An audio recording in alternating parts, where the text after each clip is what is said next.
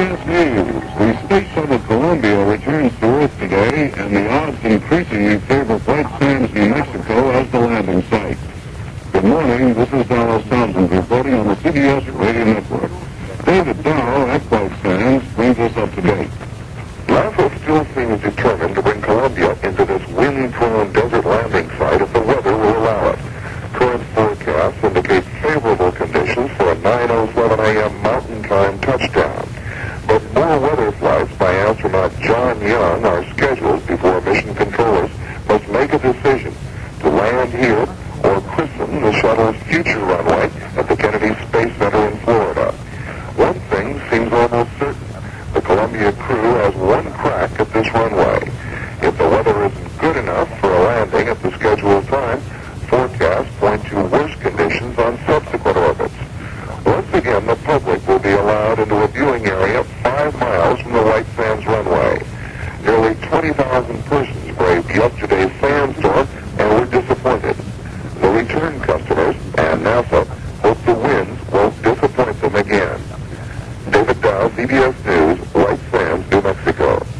9:07 Mountain Time is 11:07 Eastern Time. If the weather at White Sands isn't good enough, Columbia will go for another orbit and land at Kennedy Space Center in Florida at 12:47 p.m. Eastern Time. Now this message. Announcement bulletin who were stirring about the spacecraft at 2 in the morning, Houston time, bidding mission control a good morning. Good morning. A good morning up here. How's it down there? The Stranger Boulder, what a sight. It's a good morning here. We're trying to set you up for 129 to Northrop, Jack. 129 into Northrop means Columbia is being targeted for the orbit on the 129th revolution, aimed at another landing attempt at the Northrop airstrip at White Sands. If that's knocked in again, they may try for Cape Canaveral in Florida. In any case, it was a repeat of yesterday morning for the astronauts. We're packing it up again, Brewster. Okay, I copied that, Jack. I figured you'd get that one. And if nothing looks good for landing today, NASA management says the shuttle has plenty of consumables aboard to fly still another day. Reed Collins, CBS News at the Johnson Space Center. More news after this. Mike, weather is still a bit of a hang-up for Columbia. Yesterday it appeared that the Kennedy Space Center in Florida was the best place to land. Today the weather there is deteriorating. Now White Sands seems to be the better place, although we understand the weather there will deteriorate sometime after the scheduled 10:05 landing this morning. So they're keeping a very close eye on that. In the meantime, the astronauts have been up since about 2 a.m. going through the motions just like they did yesterday, getting ready for their re-entry just in case today is the day. But they're closing the payload bay doors a little bit later in their schedule than it did yesterday. And Tony Gilliland says the reason is to save water. We used, yesterday, we used up some of our water to maintain the engines to keep quiet for another couple of 3 days. We wanted to boil a little less water today. Also save a little RCS because we use more RCS when we start boiling water up and it starts spinning and so on and so forth. So the doors will go closed at about 3 hours. That's about what's going on right now, Mike. The doors are being closed, and they're keeping a very close eye on the weather. It's looking pretty good, although they mentioned to us at the 3 a.m. briefing this morning that the weather tomorrow at all 3 sites, Kennedy, White Sands, and Edwards, is great. I don't know whether that's a hint or not, but it could be that we may be up here longer than we expected even for today.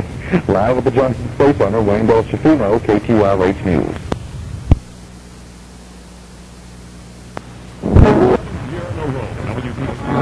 Weather forecasters say conditions at White Sands, New Mexico are improving following the high winds that caused yesterday's wave-off of the space shuttle. NASA officials are fairly confident the shuttle can land today in New Mexico. More from Mutual's Jim Slade at the Kennedy Space Center. Flight planners still want to land their spaceship at the White Sands Missile Range, and for a variety of reasons. Primary is the unlimited room for maneuvering the ship and getting it stopped at White Sands. The other reason is that a lot of their manpower is there. rehearsed and ready with the equipment needed to get the orbiter under safe conditions after landing. Equipment and manpower is also here at Kennedy, but the prime team is, of course, in New Mexico. At any rate, a preliminary decision is expected soon, with NASA managers weighing the pros and cons. The astronauts have shut up their ship for re-entry. Jim Slade, Mutual News, the Kennedy Space Center. Live coverage of the shuttle landing at 10:55 a.m. Eastern Time over many of these Mutual stations.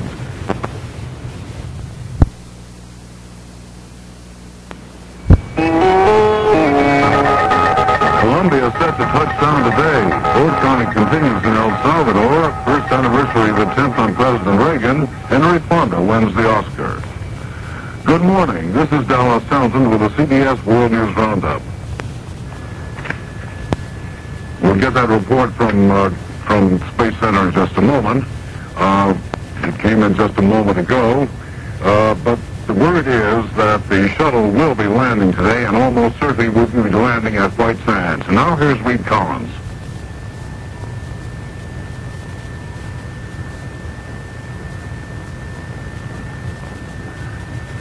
Well, we're still having trouble with the report from Reed Collins at the Johnson Space Center. But as we said a moment ago, the shuttle will be landing some hours ago from now at White Sands, New Mexico. And here is Reed Collins. We're packing up again, said Jack Lausman, as the astronauts awakened in the wee hours to begin stowing their gear, getting into their pressure suits for the second attempt to land Columbia at a suitable site. A short time ago, they battened the hatches, closed the payload doors. Okay, we're stowing the port door. Okay, we see that in work. This is shuttle control. The starboard door is closed now. The site currently targeted for is White Sands, New Mexico, with the alternate, the Kennedy Space Center in Florida. The weather will decide, and if it's unsuitable at both places, the shuttle has enough consumables to fly yet another day. Columbia will make one more pass across the United States, then over the Indian Ocean it will deorbit and send itself in that fiery fall across 4,100 miles of Earth toward landing strip number 23 at White Sands, New Mexico. This is Reed Collins in Houston. My colleague David Dow is at White Sands. Graders and sweepers worked into the morning hours today, clearing the runways of the sand and debris that accumulated during yesterday's dust storm. And as today's landing approaches, John Young, the first shuttle commander, is flying weather reconnaissance flights in a NASA jet trainer. Winds remain brisk here today, and as they did yesterday, they're expected to get stronger as the day progresses, which prompted NASA to choose a White Sands landing time more than 3 hours earlier than yesterday's. Again, the Army has opened a remote northern gate to this sprawling missile range to a line of shuttle watchers. Buses carrying hundreds of dignitaries left at daybreak for a special viewing area, and the recovery convoy shipped in from Edwards Air Force Base in California is standing by, eager to service Columbia's third landing. David Dow, CBS News, White Sands, New Mexico. Just about 2 hours ago, before the expected deorbit ignition of Columbia, which has come about 55 minutes or so before the expected landing at White Sands, New Mexico, now called for at 10:05 Houston time this morning. And right now, the weather is still go. John Young is in White Sands, New Mexico, above the ground, flying in the shuttle training aircraft. Crippen, his partner from STS-3, is flying at Kennedy Space Center. Duration of the weather conditions after the scheduled landing. So right now it looks pretty good. Young, so far, the weather forecast that he's heard about, what he's seen flying around, seems to correspond with that. The astronauts were up about 2 o'clock this morning. They've been in very good spirits. They've been in a good mood all morning. No sign of any anxiety in terms of coming home. They got up. The payload bay doors were closed about 30 or 45 minutes ago. They put their spacesuits on, and now it's getting the computers in line and let's come home. Okay, but they can't rule out the possibility that they may have to stay up if something does happen. They can't rule out the possibility to stay up another orbit, or perhaps try for Kennedy on the next orbit, or perhaps stay up another day. They have plenty of consumables left, enough for 3, perhaps 4 more days in flight, so there is no rush. We understand the weather tomorrow will be nice everywhere, so if the weather starts to deteriorate, even 30 minutes before the orbit ignition, they could decide to stay up another day. All right, Wayne, thank you very much. Let's find out about that weather situation. CBS News. Chances look good for a shuttle landing this morning at White Sands, New Mexico. Good morning. I'm Charles Osgood reporting on the CBS Radio Network. We have the latest from Reed Collins at Johnson Space Center in Houston. Columbia is approaching her last trek across the United States before the deorbit burn, a little more than an hour from now over the Indian Ocean. John Young is out flying the shuttle trainer, the Grumman jet that flies like the shuttle, shooting landings at White Sands, New Mexico. There are two runways there, 17 and 23, and he's trying them out. Okay, we just made our first pass with the right-hand turn into 17, and the wind really throws you around the curve, and you tend to overshoot. It worked out just fine, but it looks like the surface wind is increasing. Right now it's 170, 10 to 12. If it keeps doing that, well, we probably ought to look at 2-3 for the crosswind. If the weather goes sour at White Sands, there is always a possibility of shooting for Cape Canaveral in orbit later, or even waiting another day. Reed Collins, CBS News at the Johnson Space Center. More news in a minute.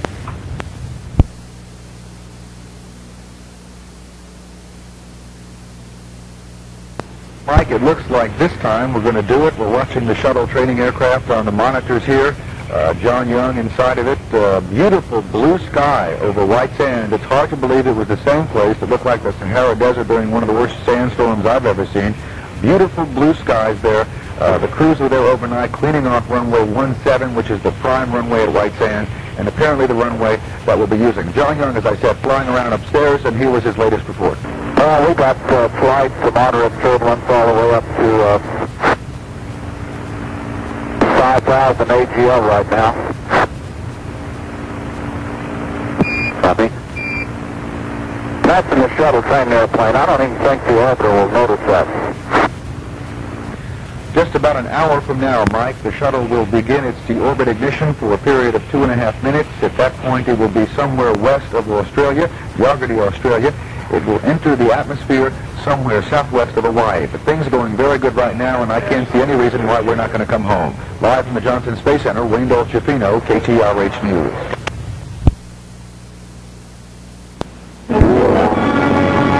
Mutual News. The winds of March will be the final arbiter for the Columbia Space Shuttle landing. White Sands, New Mexico is highly probable at this hour. Mutual correspondent Jim Slade is at the Kennedy Space Center with an update.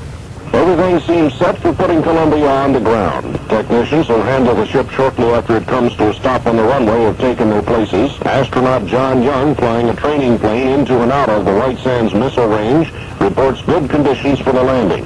The astronauts aboard the ship are in their seats, watching the computers work up the spacecraft toward the engine burn, which will start their descent.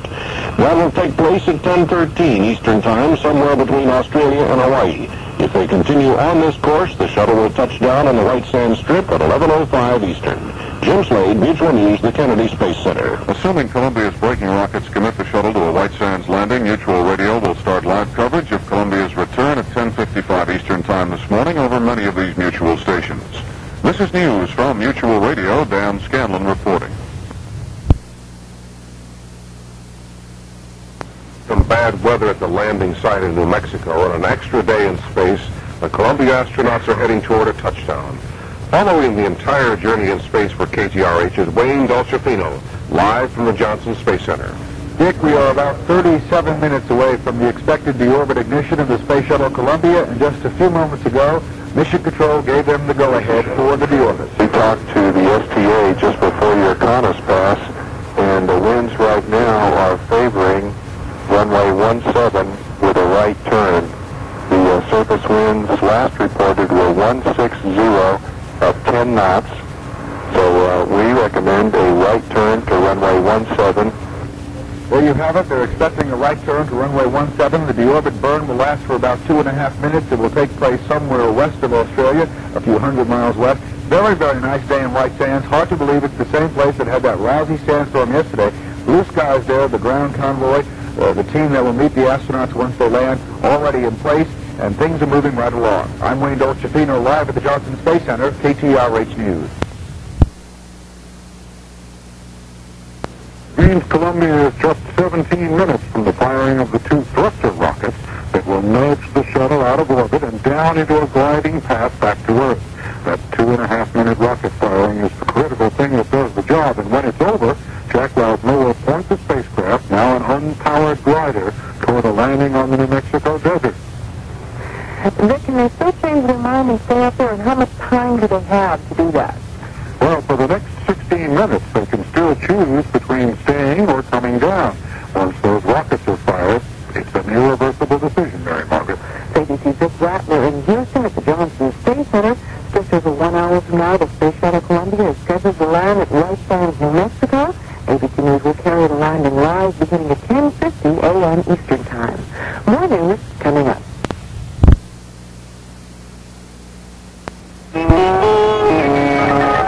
CBS News, the Space Shuttle, moments away from re-entry. Good morning, this is Reed Collins, CBS News, reporting from the Johnson Space Center in Houston, where we're 13 minutes away from the deorbit firing over the Indian Ocean, the one that commits Columbia and her crew to landing at White Sands, New Mexico, the place where the pilot's old foe, weather, denied them entry yesterday. My colleague, correspondent David Dow, is at White Sands. It's a different picture here than yesterday at this hour. The White Sands runways, their mountain backdrop, all sharply visible today. Almost no sign of blowing sand. Astronaut John Young has been making reconnaissance passes at the runways in a NASA training jet. He's reporting winds of about 12 miles an hour, with rare gusts up to 30 miles an hour. The winds remain strong at high altitude, 40,000 feet or more, the levels at which astronauts Lausma and Fullerton will cross northwest of the site to begin their approach.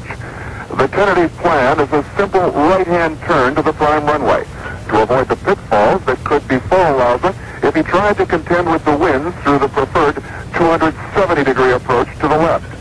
So White Sands, which shut out Columbia yesterday, appears to offer safe haven today.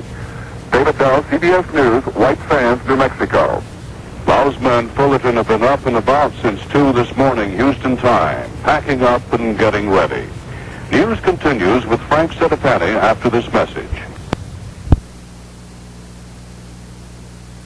Morning, this is Reed Collins, CBS News at the Johnson Space Center in Houston. We're less than 2 minutes away from the deorbit burn and the Columbia on her back, flying tail to over the Indian Ocean, ready to fire the orbiter jets that will slow the craft by 184 miles an hour and take it out of orbit and commit it to Earth. Its aiming point, 4,100 miles down track at White Sands, New Mexico. Socked in yesterday, open today, and my colleague David Dow is there. Reed, a day does make a difference after all. At this hour yesterday, my view of the control tower just a half-mile away was frequently obscured by blowing powdery sand.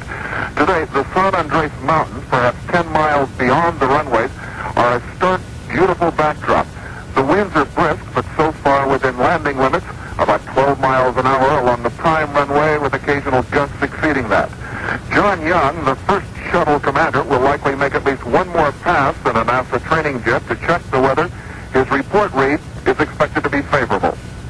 Well, if for some reason deorbit is not done this time, Lausma and Fullerton could wait another revolution and try for the Kennedy Space Center in Florida, an alternate site where Spencer Allen is standing by. Spence?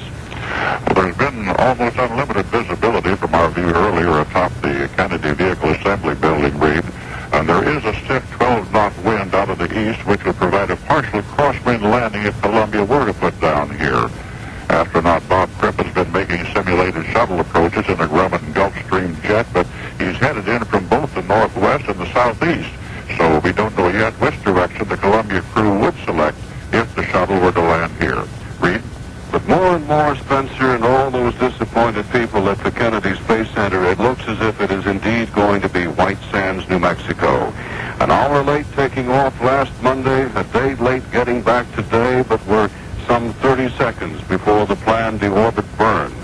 The one after which they know they must return someplace to Earth because that puts them in a theoretical orbit which is 20 miles beneath the surface of the Earth at its perigee. They've got to come back if they fire in 14, 13, 12, 11, 10, 9, 8, 7 seconds, 5 seconds. If they fire now, they must come back, and the targeted point is White Sands. Let's see if we have ignition. Ignition usable. You got a good bird going?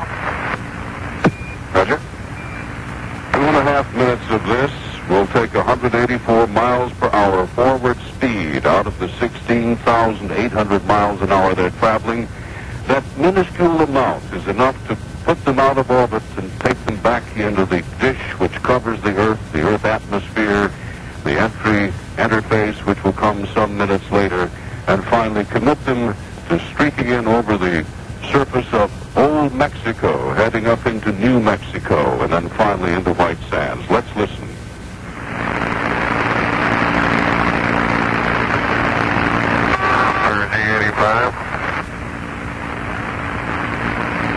It's reading out for them what their low point would be, down to 85, it said. They've taken that much energy out of the forward movement of the craft. Deorbiting now, a minute into the burn, about a minute and a half yet to go. Not a lot of pressure, not a lot of energy, but just enough to remove it from the fact that it's falling as fast as it's going forward. In other words, it's in a perfect circle now, and it no longer is. On their backs, flying upside down. To them it means nothing. They're getting a little kick in the seat of their pants by the deceleration, but they've yet to receive the big shock when it enters at 400,000 feet, the sensible atmosphere that covers the globe to which they're trying to return, and it's there they'll begin to experience the high G loads and the miraculous fiery reentry that blossoms in flame over the orbiter's cockpit, shows them really what massive energy they put into this ship when it left the Cape a week ago. They've got to take it all out now. They've got to get back and live as we do, human beings here on Earth, just at orbital inertial Earth speed and nothing more. Over in Mission Control is my colleague, Christopher Glenn. Chris, this must be one of those teeth-chattering moments for the flight controllers who've been there so long. Well, Reed, as the moment came by for the ignition of the deorbiting burn, I was trying to watch the faces of the people in the mission control room, and there was scarcely a flicker there. Now that it's passed and we know that the burn has been successful and they're coming down and they're looking at the crowd of data on their screens, I think I'm beginning to see a few smiles, but I think we're all waiting for the period of 40 minutes from now or so when they finally get the weight on the wheels on the runway at White Sands, and I think we're going to see an explosion of excitement and happiness here in Mission Control. Pete? All right, Chris, as we spoke, the burn ended. They reported out the residuals that they see on board, and apparently it was nominal. So she's on her way home. She's still falling up across the belly of the far Pacific toward entry interface around Baker Island, south of the Hawaiian Islands. In a couple of minutes after that, they'll begin the blackout period. They don't black out, but the craft itself is ripping electrons from molecules and creating a plasma of ions around it. The NT1 started up just fine and sit there and chug along. We copy. Very good. 1.5 minutes left in this past quarter. Okay. And the next time we really hear from the astronauts should be when they're very close to the end of the blackout period over Old Mexico. They will be out of communication, as it were, for those long 16 minutes of fast falling down from above the atmosphere, through the atmosphere, and back to where we are. Our coverage of the return of the space shuttle continues in a moment. How do you keep the family business together when the marriage breaks up? According to a recent article in the Wall Street Journal, most couples discover that trying to divide the assets during a divorce can be a financial nightmare. So have a pencil ready for an important offer from the Journal that can help keep you informed of news like this happening anywhere in business that could affect your future, your family's future, and your company's future.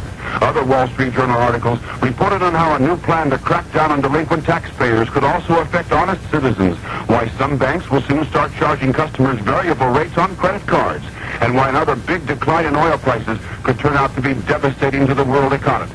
The Wall Street Journal. It's all the business news you need when you need it. Right now, you can get 26 weeks of the Journal, one for every business day of the week, for about $1.80 per week. That's just $47 for 26 weeks, about $1.80 per week. So if you're serious about business in the continental U.S., call toll-free 800-228-6600. That's 800-228-6600, except in Nebraska. You'll be billed later. Shuttle 3 has put herself out of orbit. She's heading for White Sands in New Mexico and should be touching down at about 6 minutes after the upcoming hour. We'll be back to follow her through. This is Reed Collins, CBS News at the Johnson Space Center. Tell us about it.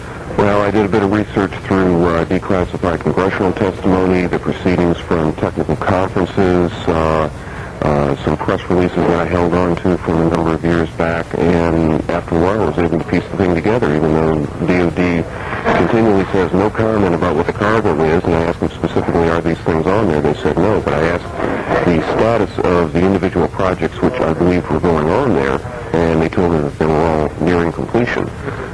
The three principal features of it will be a supercooled infrared telescope called Cryogenic Infrared Radiation Instrument for Shuttle, which will be cooled by liquid helium to just a few degrees above absolute zero so they can scan the Earth's horizon and see just what that looks like in infrared. This is important to satellite tracking, to weapon systems, and to missile warning systems so they don't get confused by natural radiation.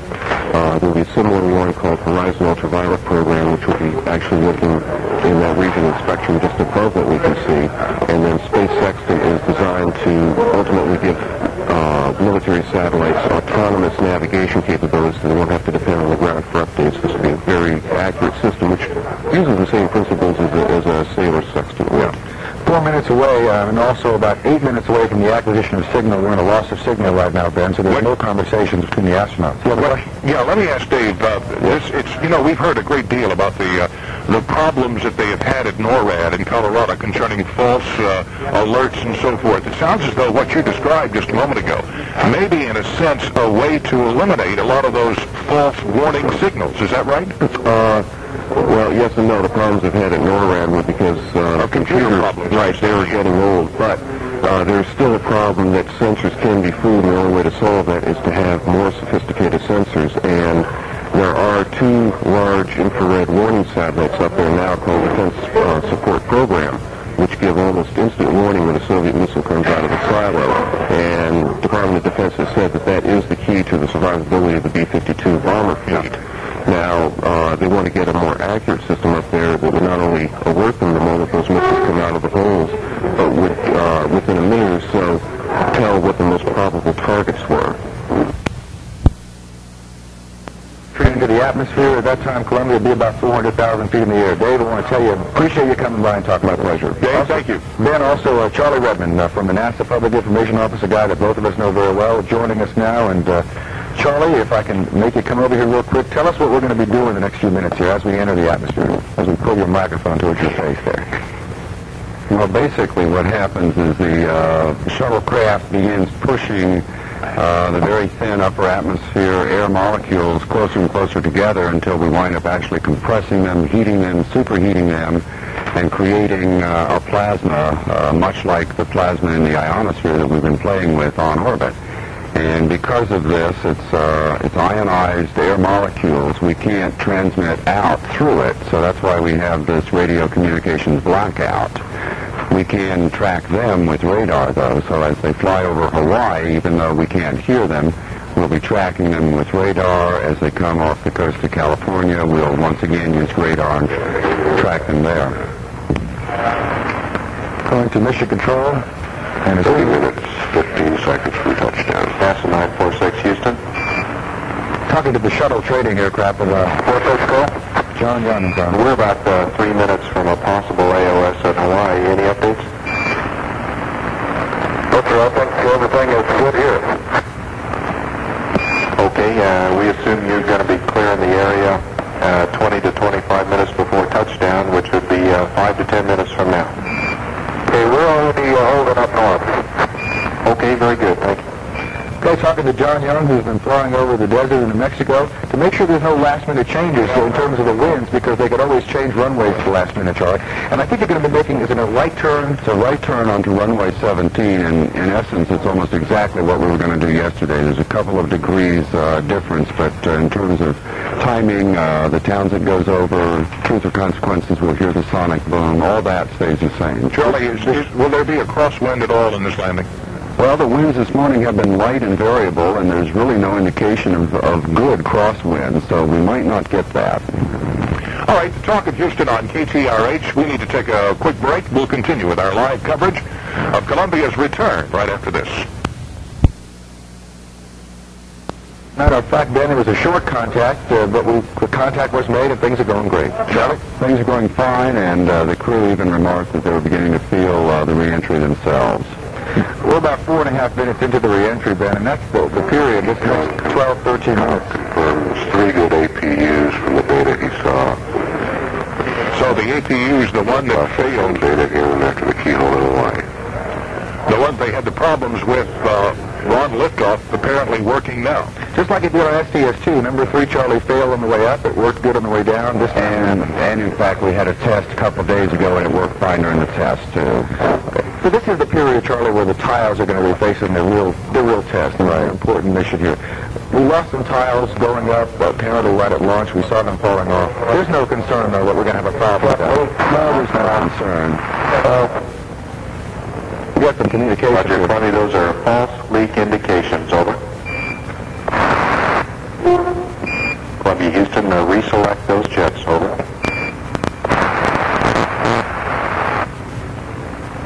Apparently there was some conversation there about a leak indicator, but I didn't... We've had LOS in Hawaii. Let's listen to Mission Control here if we can. Of course, every time we do that, they stop talking. Yeah. But let me go back to Those tiles we lost are in areas that are totally behind something else on re-entry. The ones on top of the nose don't even see that. AOS, 11 minutes, 21 seconds. All right, Charlie, is this the blackout from re-entry now, or have we gotten into that? Yes, it is, Ben, and in fact, I think we were experiencing the effects of that as we were listening, because the crew had made some comment and the ground called up, and by that time they had been well into re-entry, and the signal just couldn't get through to the orbiter. You got any idea what they're talking about false leak indicators? Well, every time we go through one of these high moments for the orbiter, launch, orbit insertion, re-entry, there are so many things happening on the spaceship itself that the computers periodically pop alarm signals out, and the ground, when they're monitoring it, usually calls up that that's a false alarm. The limits are set so tightly that the computer warning system routinely indicates that things are getting a little hot, even if they're not very hot. And the ground did make a call that that was a false alarm, but I think by that time the crew probably couldn't get to it, so they probably just popped something off and gone to a backup that they really didn't need to do. Yeah. Oh, yeah, Ben, we're going to be in this blackout period for another 10.5 minutes. When the Columbia entered the blackout period about 4 minutes ago, it was 300,000 feet in the air, traveling 24,000 feet per second, at about 3,600 nautical miles away from a touchdown. When it exits the blackout, it will be about 173,000 feet, about 500 miles away from touchdown. So it's a very long period there. It's a very long period, and it's a total glider. The APUs are essentially the APUs plus the reaction control.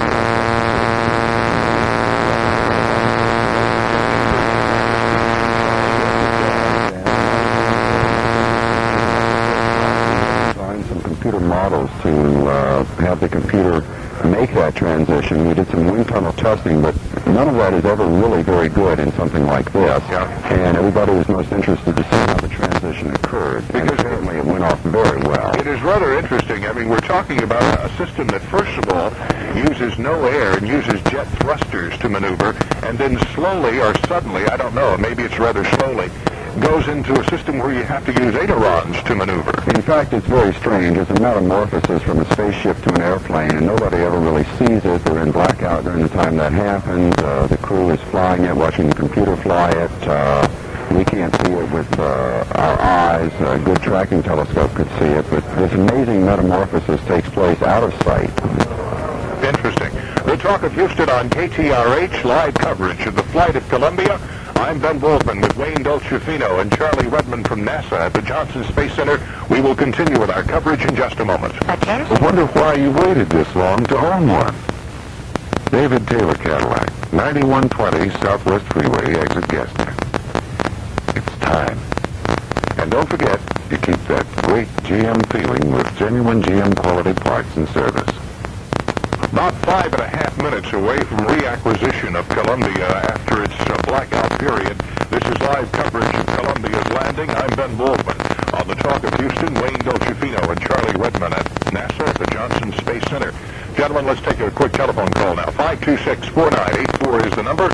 We go to the phones, and Randy, good morning. You're on the radio. The flight of Shuttle 3 coming home. This is Reed Collins, CBS News at the Johnson Space Center. Lasma and Fulton are on their way in. They've deorbited over the Indian Ocean, streaking toward Baja, Mexico, and you can hear them as they recommunicate with the ground. They're on a heading slightly north, coming in toward White Sands.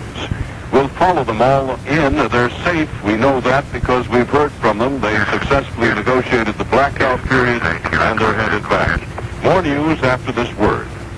How do you keep the family business together when the marriage breaks up? According to a recent article in the Wall Street Journal, most couples discovered that trying to divide the assets during a divorce can be a financial nightmare.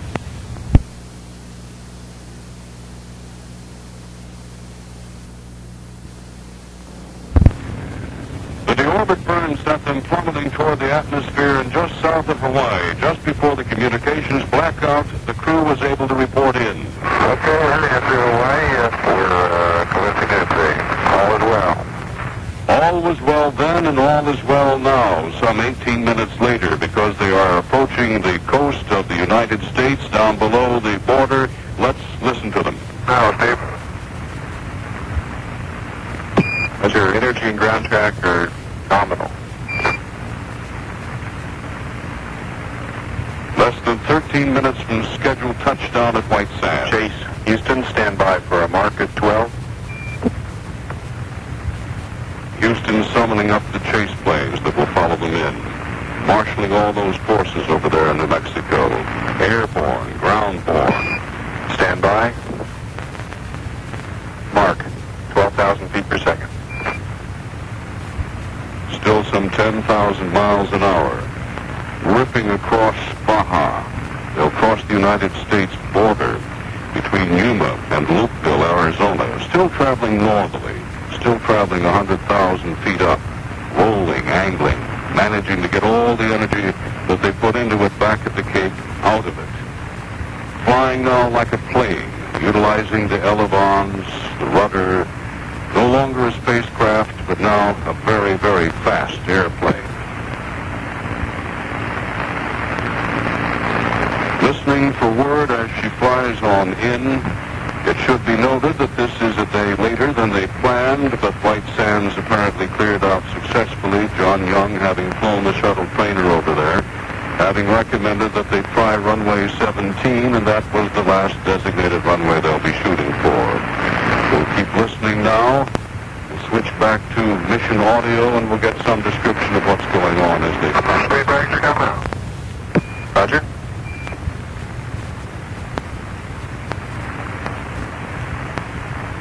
Letting 350 miles to White Sands. That's the voice of Jack Riley. Telling how far it is to go at that speed. It's not far at all. 155. Okay, so we're going around for Phoenix at Mach 9 and 150,000 feet. Roger, that checks. By the time they get to Phoenix, they'll be falling, won't they? Past Phoenix.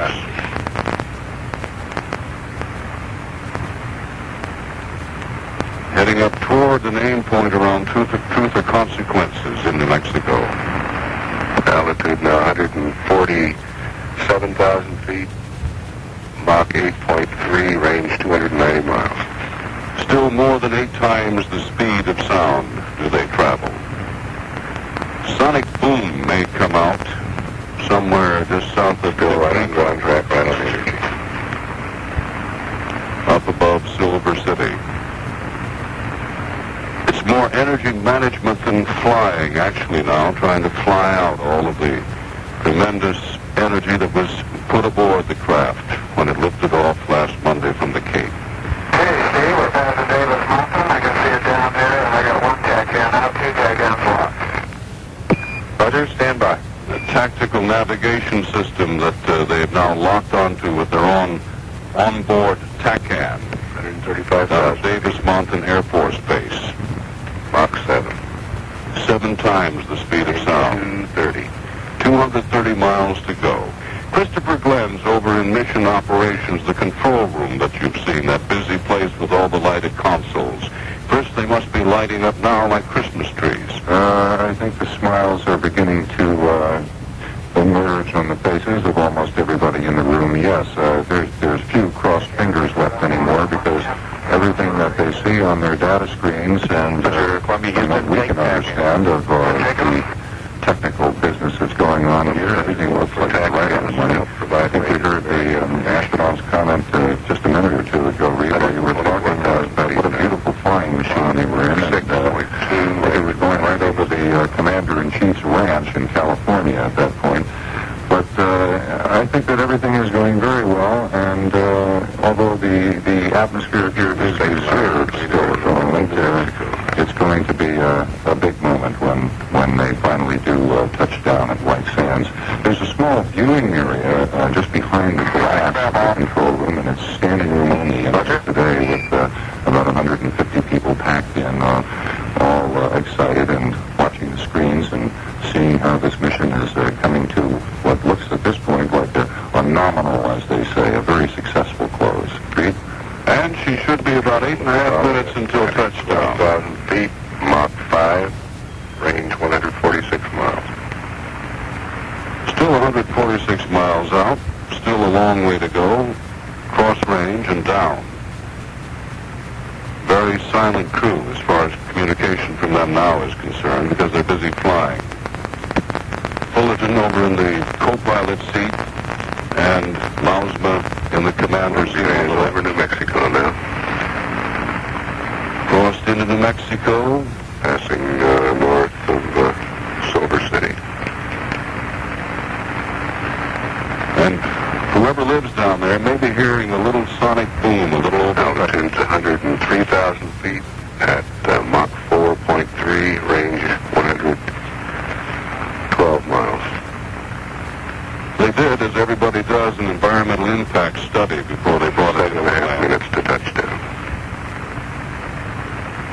Heading on toward Truth or Consequences. An ironic sort of name for a town because the moments of truth are coming up very shortly. They are getting their own range and range to Looks like TACAN 2 had a momentary hiccup there and fell out in azimuth. I'll just leave it alone. Copy that. Passing 97,000 now. Positive seats. Positive seats means they could bail out again if they had to. No indication that they want to, need to, or would. Positive seats means the crew could use ejection seats if necessary. They are now below the altitude. Roger.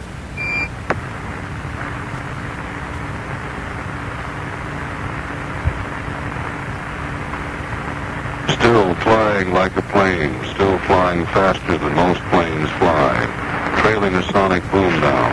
Out of 90,000 feet at Mach 3, range 74 miles. Air data looks good on board. Stand by. What they're seeing and what they should be seeing is matching up, and everything looks good to them. Some 6 minutes. Columbia Houston, take air data. They're taking their own air data now, relying on taking air data now at 81,000. And We have we a should be television picture of getting a little bit of a monitoring picture. My colleague David Down at White Sands, she's waiting as she comes in. David, what's it like there? This is indeed the moment of truth and no consequences about it. Well, the atmosphere is one of great expectancy. We've just seen the chase planes flying overhead toward the west to go out and intercept and escort, as it were, the shuttle Columbia into this site. The day is a sharp contrast from yesterday. The mountains, the San Andreas Mountains to the west, sharply etched against the landscape. This will be the shuttle's first opportunity at an auto-land landing, which means that at about 10,000 feet down to the surface, or almost down to the surface, the shuttle will be last word in electronic guidance altimeter. About 200 feet from the runway, Lousma will take over, fly it manually to the deck. The crowd of photographers here stretches forever, it seems. Certainly no loss of interest in the space shuttle program since the last mission, Reed. And you should be getting ready for a couple of double sonic booms very short. Consequences, crossed over Interstate Highway 25. Truth or consequences. There is some question, Reed, as to whether we will actually hear the 4 minutes, boom, 40 seconds from touchdown. since the flight pattern for a right-hand landing will take Columbia to the north of this field. The wind's blowing sort of in that direction. We may or may not hear those booms. We're listening, however. And she continues to fly on in past Truth or Consequences, just 4 minutes, 20 seconds until scheduled touchdown. Still waiting for White Sands to get an eyeball view of the big Columbia bird, which now is very much in airplane, but powerless. Everything looking good at Mach 1 at 50,000 feet, range 27 miles. 27 miles away from the runway, David. She should be coming your way, making that right-hand turn.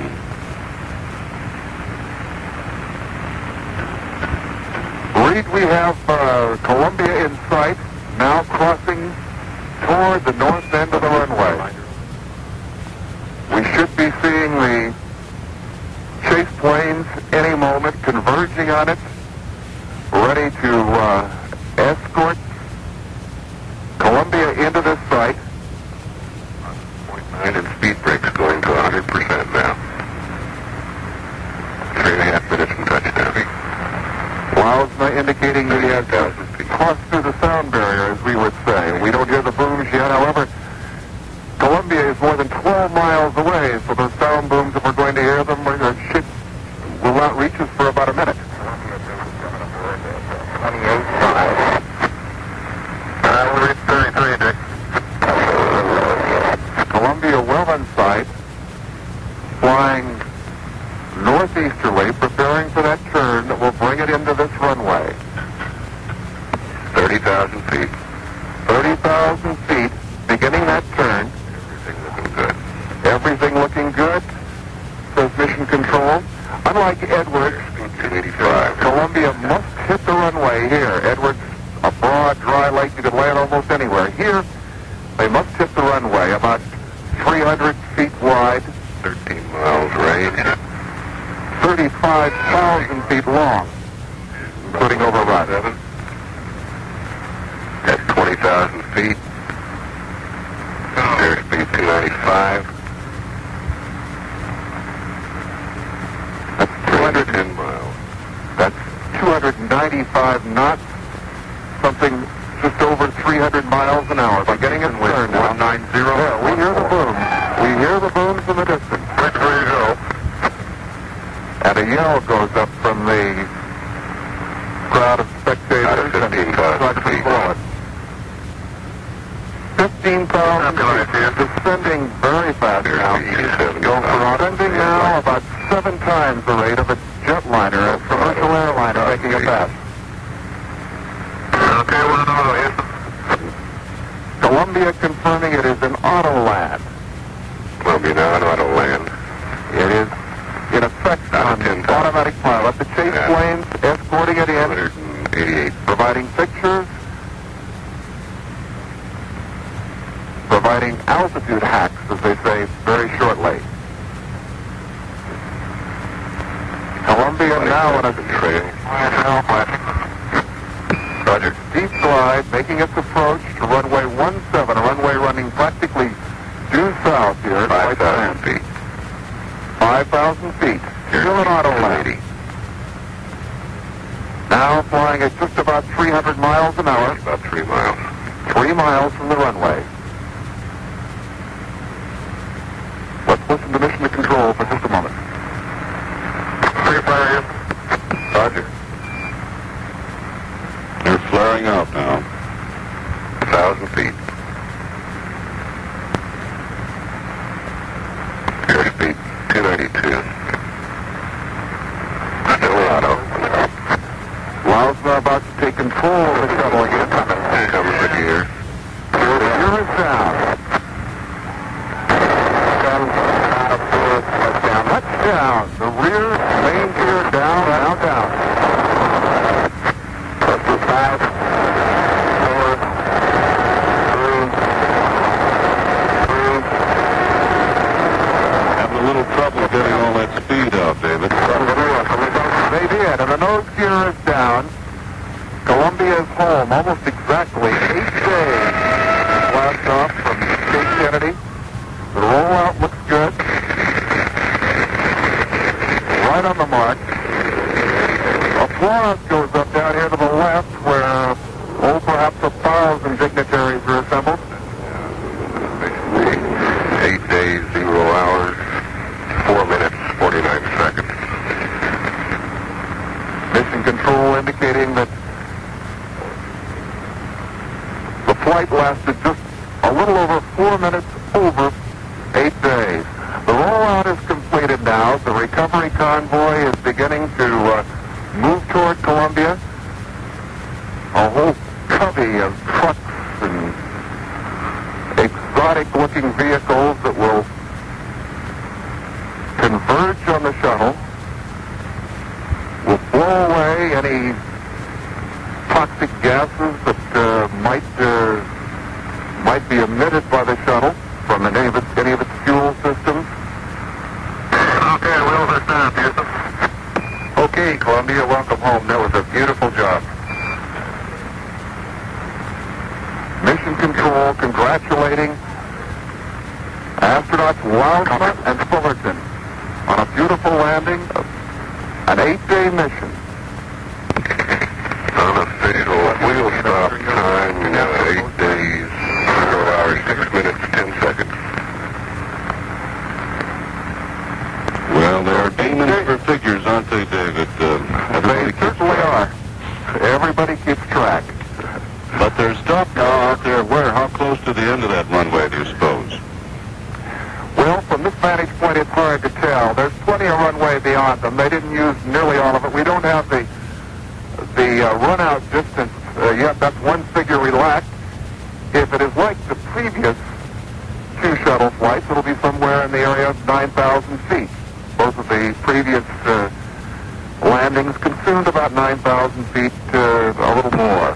Columbia, Houston, we do have some deltas to the post-landing procedures. The first deltas are the RCSOM spacing for the PLT. I have always thought, Reed, that this, and I'll get to you. particularly for 2 men who have been up there 8 days, a day longer than they planned, who have been through as much as they have, this must be a period of great letdown. Of course, they're not exactly sitting there thinking about the letdown. They're running through checklists, securing all the systems on the shuttle, preparatory to getting out probably 40 or 45 minutes from now. And now the first of the recovery vehicles, The shuttle control convoy approaching Columbia now to begin hooking up. an access ladder very much like that used on commercial airliners, will be put up to the door. But as we said, Lausman and Fullerton will have quite a wait before they're allowed to step out on that and breathe the air of Earth for the first time. David, from your descriptions and from what we've seen about it, it looks as if there's enough desert equipment out there to recreate the Battle of El Alamein almost. It looks as if they've been surrounded by what, if you didn't know better, would seem to be an alien force of people. You know, the guys who have the tough job now, after they're out of it, are another couple of astronauts who must come inside and play their jobs, but with none of the glory. They may be in there for 12 hours, it is believed, safing things, and one of the first things they want to do is troubleshoot the S-band transponders, those radio transceivers that caused us so much concern midway in the flight.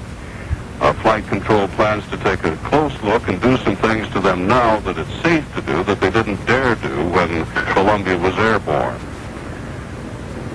Surrounding the vessel now are all the supporting people, and all of the people who really supported it, Christopher Glenn, are still inside the MOCR, as we call it, the mission control room over there. We heard a big shout go up when they knew it was down and on its wheels. It was a kind of a strange shout, though, Reed, because I think everybody burst into applause as the the rear wheels of the aircraft, the spacecraft, touched down on the landing strip, and that was to be expected. But then we saw the nose sort of came back up once they got the rear wheels down, and there was a kind of a little gasp of breath there. But as soon as the nose gear did settle down onto the runway, everybody continued with the applause. I think they're getting used to it, Reed. I seem to recall that Mission Control would be erupting with cigars broken out and champagne flowing and things like that at the end of the flight. But the people here today for the third flight of Columbia are very businesslike. They permitted themselves their display of emotion, and about the 15 seconds of that, and they were all back hard at work doing their jobs and getting right to it. But of course everybody is pleased, and there's a victory vest or two in the room, and they've broken out the little models. The payload people have their plasma diagnostic package model out on the console, and the thermal attitude people have another one, and things like that. So it's generally a very relaxed and happy atmosphere. I think everybody is thinking about the problems that they did have, but now that everybody is back safely and they have accomplished almost everything they set out to do, I think this will be classified as an extremely successful flight, test flight of the shuttle, leading to the operational flights a little bit later on. And we'll continue, Chris, with the safe return of Shuttle 3 after this word. Have you taken a good look at your career lately? How your working life stacks up against others in your field? Are you making as much as they are? Rising as fast? Are you getting the recognition and challenge you deserve? There is a publication that can help you answer questions like these. The National Business Employment Weekly, published by the Wall Street Journal every week. The National Business Employment Weekly contains valuable articles, from writing effective resumes to career planning guidance, and hundreds of top job opportunities from every regional edition of the Wall Street Journal all across the country. Executive, managerial, and professional jobs from $25,000 to $250,000. If you're looking for a better job, you may find a better job looking for you in the National Business Employment Weekly. Pick up a copy at your newsstand, or if you prefer, we'll rush you the next 8 copies by first-class mail for $29. Call toll-free in the continental U.S., 800-228-5500. That's 800-228-5500, except in Nebraska. Major credit cards accepted. And so, after 8 days and 6 minutes in space, the Columbia spacecraft has completed her third voyage to the fringe of the edge of the world and has returned safely, with Lausma and Fullerton putting her down at White Sands, New Mexico, as was planned yesterday, denied then by weather, but welcomed in today. A nominal mission if you don't count the fact that they're 1 day late. They were 1 hour getting off the pad and a full day late in getting back. But they're back safely, the bottom line of it all.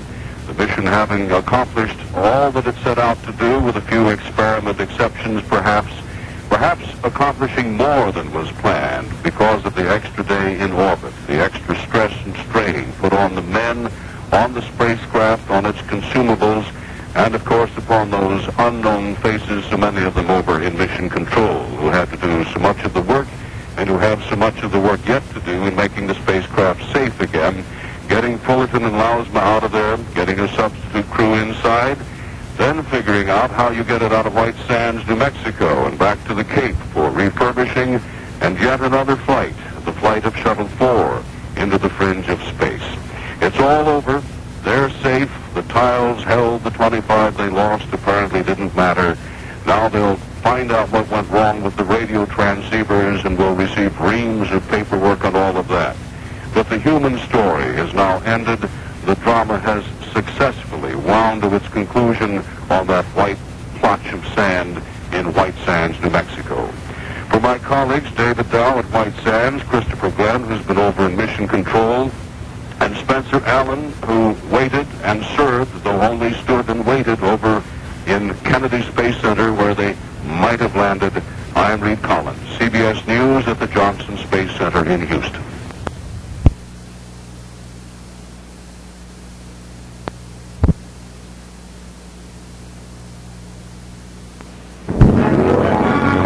Mutual News.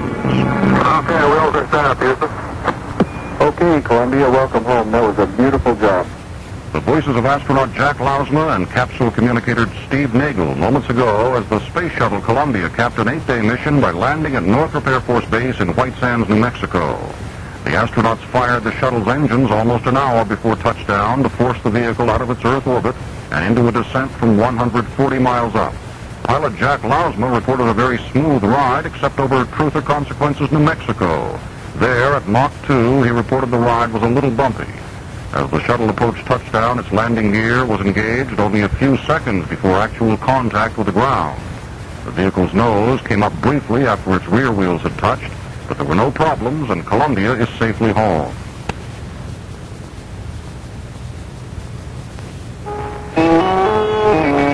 CBS News. Okay, wheels are down, Houston. Okay, Columbia, welcome home. That was a beautiful job. That crisp exchange marked the end of the Space Shuttle's dramatic mission. I'm Richard C. Hartlett reporting on the CBS Radio Network. It was a happy ending on a beautiful day of a mission that rose above some problems and scares to success. David Dow reports from the landing site at White Sands. It was a landing laden with firsts. The first at this white alkali flat where Lausma and Fullerton had practiced so many landings in shuttle training jets. The first after a flight extended by bad weather. And the first in which the flight commander on final approach literally gave the controls over to technology, to auto-land, the last word in electronic guidance. Go for auto at 12,000 feet. Okay, we're on auto, Houston. From 10,000 feet altitude to flare, just 200 feet above the runway, auto-land flew Columbia. Then Lausma took over, flying manually to touchdown. The rear wheels kissed the runway gracefully. Then a brief anxious moment. The nose wheels started to ease down, then abruptly lifted again. But Lausma finally brought the nose down for good, and Columbia rolled safely to a stop. About 40 minutes later, Lausma and Fullerton emerged, smiling and waving. Ironically, the winds, which yesterday delayed their return, kicked up again shortly after today's landing. But this time, it didn't matter. David Dow, CBS News, White Sands, New Mexico. The 129 orbit mission was the third and longest of Columbia's flights so far. The fourth and last of this test series is scheduled for June. Thereafter, if all goes well, the Space Shuttle will become a workhorse for space technology and scientific experiments. More news after this.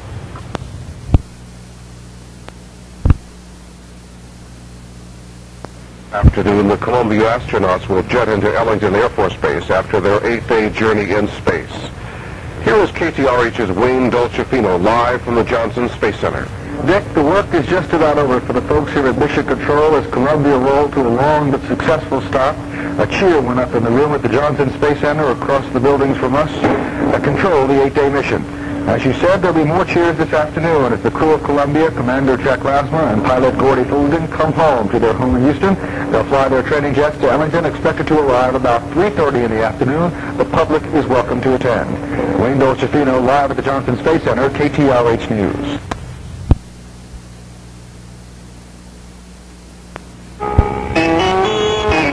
CBS News, the President congratulates the crew of the Shuttle Columbia back home after 8 days in space. This is Frank Sedefani reporting on the CBS Radio Network.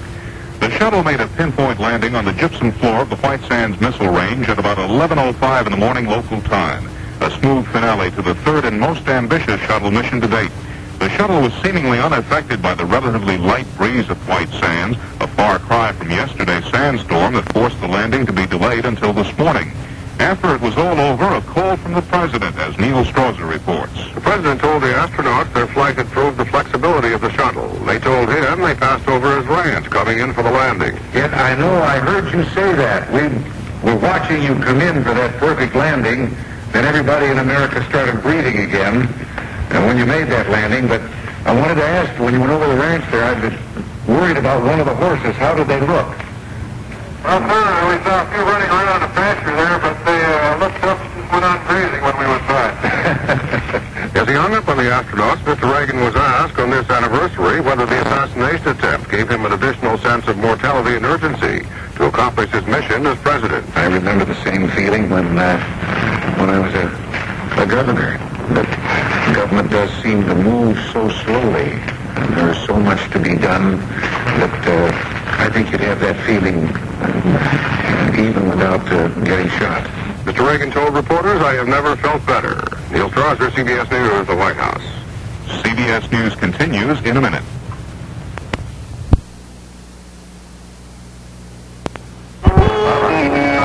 CBS News. High winds turn a paratroop military exercise into tragedy during a huge airdrop in Southern California. I'm Stephanie Shelton reporting on the CBS Radio Network, and astronauts Jack Lasma and Gordon Fullerton are safely home, guiding their space shuttle craft to a day-late landing at White Sands, New Mexico.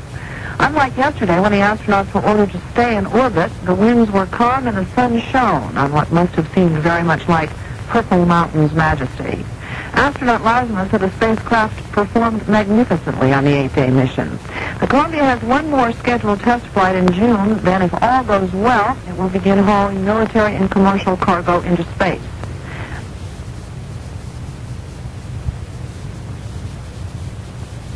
Are coming home. Good afternoon, it's 3:06. I'm John Hale, along with Jerry Trupiano at Houston's News Authority. Astronauts Jack Lasma and Gordon Fullerton are expected back at Ellington Air Force Base here within the hour.